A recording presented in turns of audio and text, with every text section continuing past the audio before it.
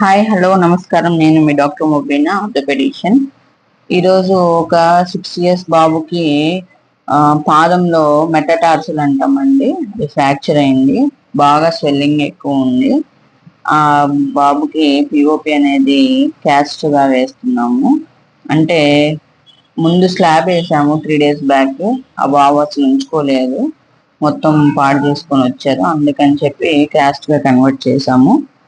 First soft van అంటామండి, అది వేసుకొని తర్వాత పిఓపిని ఇలాగా పొజిషన్లో పెట్టుకుంటూ రోల్ చేసుకుంటాం అన్నమాట.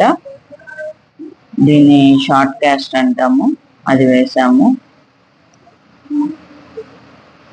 చూడండి, ఇది మెటటార్సల్స్ అనేవి ఏదన్నా దెబ్బ తగిలితే కానీ, లేదంటే దూకటం వల్ల కానీ ఇలా అయ్యే అవకాశం ఉంటుంది. లేదు బరువు పాదం మీద బరువు ఏదైనా పడితే అలా అవుతుంది.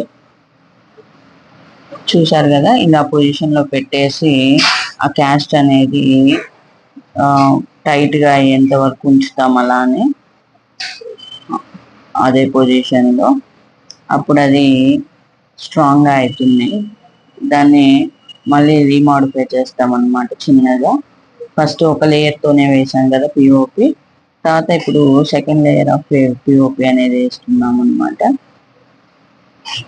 ఇలాగ వేసేసి దాన్ని బాగా రబ్ చేస్తామండి. ఎందుకు అంటే స్ట్రెంత్ పెరగడానికి క్యాస్ట్ది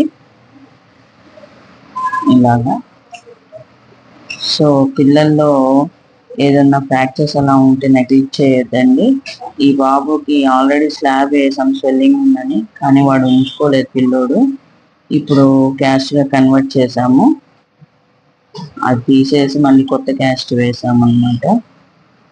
చూడండి, మొత్తం అయిపోయిన తర్వాత క్యాస్ట్ ఎలా ఉందో ఇలాగా హార్డ్గా అయిపోతుంది అనమాట. Thank you.